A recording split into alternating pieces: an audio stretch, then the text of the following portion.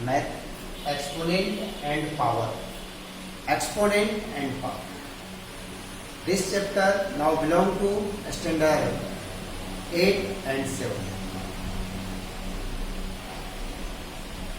Firstly, I explain it why need exponent and power. इसकी आवश्यकता क्या पड़ती है? क्या हमको इस चैप्टर की पढ़ने की आवश्यकता पड़ गया? Exponent and power.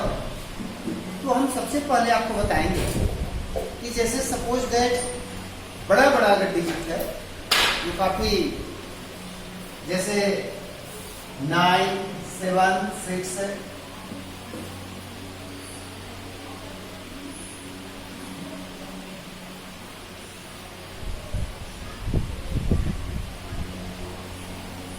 सपोज इतना बड़ा डिजिट है, तो इस डिजिट को आप कैसे पढ़ पाएंगे? आपको इजी कैसे लगेगा, आसान कैसे लगेगा इस डिजिट को पढ़ने?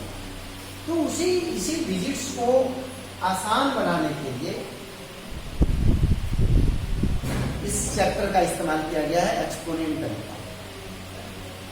ऐसे आप लोग जान लीजिए कि साइंस, मैथ या जो भी न्यू इन्वेस्टिगेशन हो रहे हैं, नए नए आविष्कार जो हो रहे हैं, उसका उद्देश्य ही रहता है कि किसी भी जटिल चीज को इजी कर दे. मैथ का भी इस्तेमाल हो रहा है तो इजी करने के लिए, साइंस का इस्तेमाल हो रहा है तो इजी कर दे. तो इसमें है कि आप कैसे इजी करेंगे. तो आप इसको आसानी से पहले काउंट कर दें. कितने जीरो हैं? 1, 2, 3, 4, 15. 15 जीरो इसमें, 15 जीरो.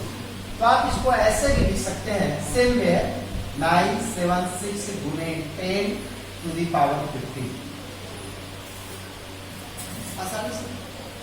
तो ऐसे अगर इसको पढ़ना पड़ता है आपको कि 1, 10, 100, 1000, 10,000, लाख, 10 लाख, करोड़, 10 करोड़, अरब, 10 अरब, खरब, काफी लंबा काउंटिंग है, जो आपके लिए हो सकता है कि मतलब आसान नहीं था, समय का ज्यादा है. ऐसे आप इसको लिख सकते हैं 976 इंटू 10 to the power 15. इसको थोड़ा और सरल बना लीजिए तो इसको और आसान क्या रहेगा? हमको ऐसे रहेगा 9.76 लाएंगे तो ज्यादा बेहतर है. तो इसको हम लोग लिख सकते हैं 10 to the power 2 डिजिट को मूव किया है यानी 70. यही है, ये जो ऊपर वाला वर्ड है इसको हम लोग बोलते हैं एक्सपोनेंट और नीचे वाले को बेस बोलते हैं या बेस है, एक्सपोनेंट. ठीक है.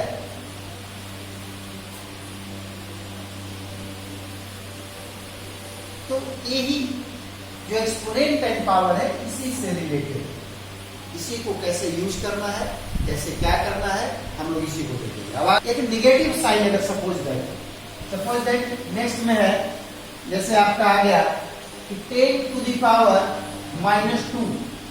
10 to the power -2 है, तो आप इसको कैसे करेंगे? तो हम क्या करेंगे कि जब 10 to the power -2 यानी जब किसी पावर जब माइनस होता है तो अपोजिट होता है. 10/1 है, इसको 1/10 to the power 2. इसको आसानी से लिख सकते हैं 1/10 into 10 इक्वल टू 1/100. यानी जब किसी पावर माइनस हो तो उसको आसानी से आप. सेकंड जान लीजिए, इसमें आता है कि किसी का power 5 to the power 0 equal to 1. किसी का पावर 0 हो उसका वैल्यू आपको 1, किसी भी पावर 0. चलिए नेक्स्ट हम लोग बात करते हैं जैसे बेस और एक्सपोनेंट. 5 to the power 3, इसका मतलब हो गया कि 5 into 5 into 5 3 टाइम. जब तो पावर 3 है तो 3 टाइम हम एक्सपोनेंट को इसको लिखते हैं. 4 रहेगा तो 4 टाइम लिखेंगे, 5 रहेगा तो 5 टाइम लिखेंगे. ठीक है. नेक्स्ट हम लोग अब जैसे कुछ रूल है इसको आपको समझिएगा और इसको एक्सपोनेंट एंड पावर में जो भी इसमें सिंप्लीफिकेशन आएगा, ऐड, सब्ट्रैक्ट, मल्टीप्लाई, इसी रूल के आधार पर होता है. जैसे a to the power -m, इसको हम आसानी से लिख सकते हैं 1/a⁴m। फर्स्ट में अभी इसको समझाने का प्रयास किए थे कि 3⁻², क्या होगा 1/3⁻²। सेम कंडीशन है, बेस इक्वल होना चाहिए, एक्सपोनेंट ऊपर वाला होता है। नेक्स्ट दूसरा देते हैं डिवाइड में, अगर बेस इक्वल है a⁴m by a⁴n, क्या होगा a⁴m-n। इसको आप लोग समझ सकते हैं, जैसे 5 का एक्सपोनेंट हो गया 6 एंड 5 का एक्सपोनेंट हो गया 2। इस आसानी से लिख सकते हैं कि 5⁶ - 2 इक्वल टू 5⁴ आंसर, या इसको ऐसे लिखिए 5 × 5 × 5 × 5 और मल्टीप्लाई करके जो आएगा आंसर। चलिए एक और है next, a⁴m × n equal to हो जाएगा a⁴m × n। इसको समझने की जरूरत है, ठीक है। इसको अभी आप लोग देख सकते हैं अपने स्तर से कि 6⁻² या और इसका पावर 3 है, तो 6⁻, हम लोग 3 to 6 कर सकते हैं। ऐसे इस पर में क्वेश्चन हम देखिए आपको एक्सप्लेन करके दिखाते हैं थोड़ा सा कि कैसे होता है।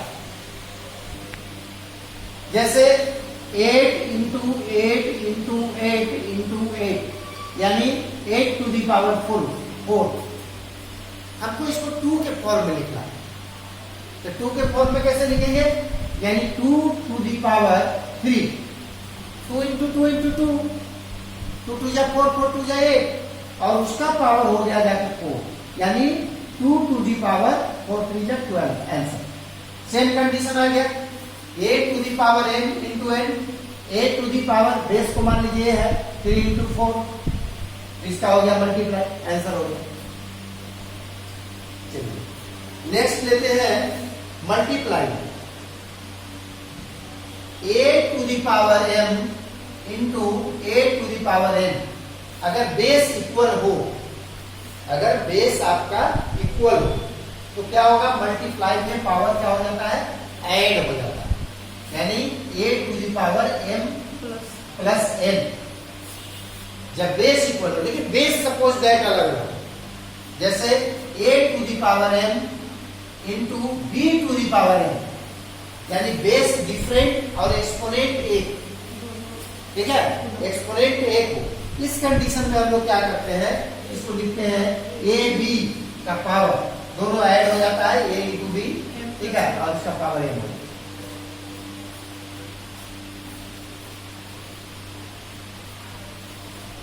इसको आप लोग कॉपी कर लेंगे, पहले इसको लिख लेंगे और समझ लेंगे। अब हम इसके बाद नेक्स्ट बढ़ते हैं आगे। नेक्स्ट बढ़ते हैं a⁴m / b⁴n। इसमें क्या है कि एक्सपोनेंट एक है और बेस डिफरेंट है, तो हम क्या करेंगे कि सीधे a/b⁴m और कहीं भी a⁴ इक्वल टू वैल्यू 1। बहुत इंपॉर्टेंट चीज बताने जा रहे हैं आपको। सपोज दैट -1 का अगर पावर ऑड हो, पहले इवन लिखिए, इवन नंबर, अगर -1 का पावर इवन नंबर तो उसका वैल्यू क्या होगा, 1 होगा, पॉजिटिव होगा। जैसे इवन नंबर 2 4 298 984, मैंने जो इसका पावर है, जितना बहुत बड़ा पावर है तो आपको यहाँ पर गुना करने की जरूरत नहीं पड़ेगा, है?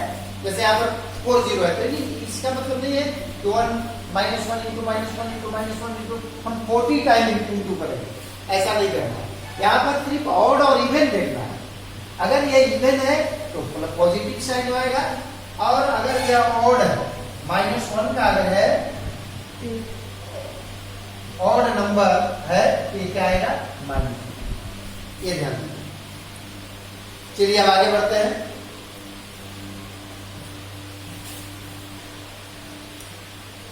अब इस पर कुछ हम एग्जाम्पल्स समझाने का प्रयास करते हैं एक्सपोनेंट में। एक्चुअली एक्सपोनेंट में सिंप्लीफिकेशन आता है। आपको एक इस टाइप का क्वेश्चन आएगा, जैसे 243 को आप फैक्टराइजेशन करिए और इसको लिखिए, यानी 3 × 3 × 3 × 3 1 2 3 4 5। ये सेम भी है, या इतने बराबर इतना लिख सकते हैं, या इसका वैल्यू आप आसानी से आप लिख सकते हैं 3 to the power 1 2 3 4 5।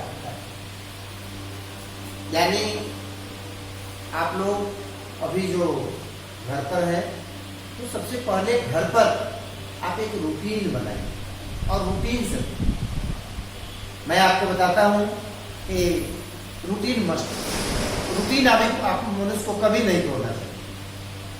जैसे हम एक महात्मा गांधी की बायोग्राफी, ऑटोबायोग्राफी पढ़ रहे हैं, तो महात्मा गांधी ने अपने उस बायोग्राफी में रूल के बारे में बताया। एक समय था कि वह काफी धर्म प्रचार का कार्य कर रहे थे, और अपने धर्म प्रचार कार्य में इतने व्यस्त थे कि शाम के संध्या उन्होंने नहीं दिया, और वो सो गए।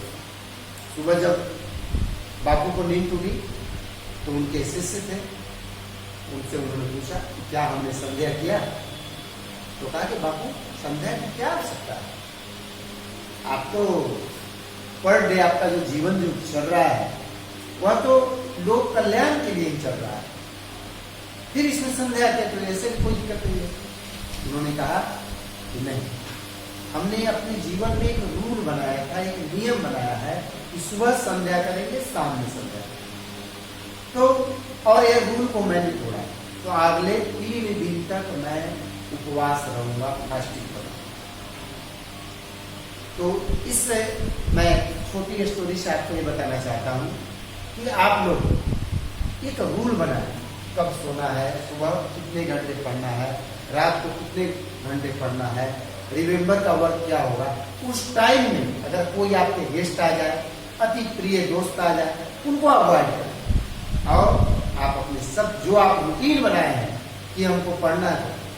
हमारे कॉलेज लाइफ में होता था, सोचते थे कि जाएंगे कल ऐसे करेंगे, स्कूल आज नहीं जाएंगे, स्कूल नहीं जाएंगे, आज घर पर पढ़ेंगे, और जब घर पर बैठते थे तो वो काम नहीं होता था। तो आप लोग इससे सीखें कि नहीं, जो रूटीन आप बना लिए पढ़ने का, वो रूटीन नहीं टूटना, आपको उस पर मैंने कठोरता के साथ पालन करना। अगर एक दिन 3 घंटे का रूटीन टूट गया, उसके एवज में 18 घंटे पढ़ेंगे, 6 घंटे पढ़ेंगे, 8 घंटे पढ़ेंगे, हम उसको कंटिन्यू आगे पढ़ेंगे। चलिए हम लोग आगे बढ़ते हैं। इसी में आएगा कि 3 to the power 6 से 3 to the power 2 and 2 to the power 3 कहेगा कि इसमें आप greater, smaller and equal sign का इस्तेमाल करें। कौन बड़ा है, कौन छोटा है। आसानी से इसमें एक्सपोनेंट हटा देंगे तो 3 × 3, और यहाँ पर एंड 2 × 2 × 2, तो 3 3 जा 9 एंड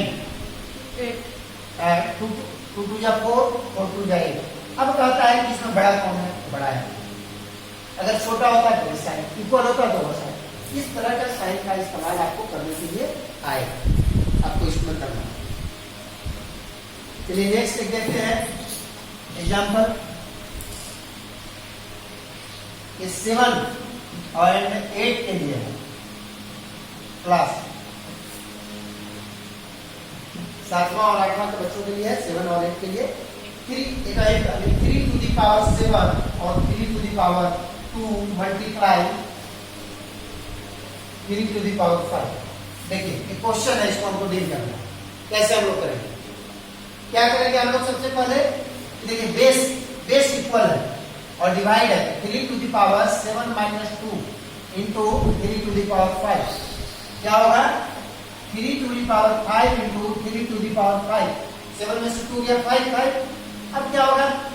मल्टीप्लाई हो जाएगा। मल्टीप्लाई में पावर क्या होता है? ऐड होता है। 3 to the power 10। आसानी से इसको आप लोग देख सकते हैं।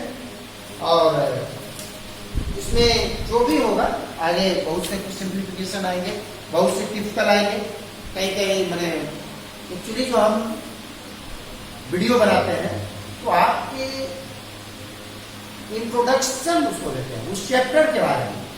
टीचर गए, मैंने कोई क्लास स्टार्ट किया, चलो इसको बनाओ जी, नहीं, मैं उस चैप्टर को बनाने के पहले भी उसकी जो बेसिक इंफॉर्मेशन होता है वह देते हैं, ताकि उस चैप्टर पर बनाने के लिए बैठे तो आपको बेसिक इंफॉर्मेशन नहीं करते हैं। फिर रहा सेकंड कैलकुलेशन इरर या कैलकुलेशन, जो समस्या आता है कैलकुलेशन में जो घटाव होगा वो आप अपने स्तर से देखिए। अजान कैलकुलेशन अगर समस्या आ रहा है उसको आप फोन करिए, हम उस पर बात करेंगे, ठीक है। Next day, goodbye, all over, next day, okay bye.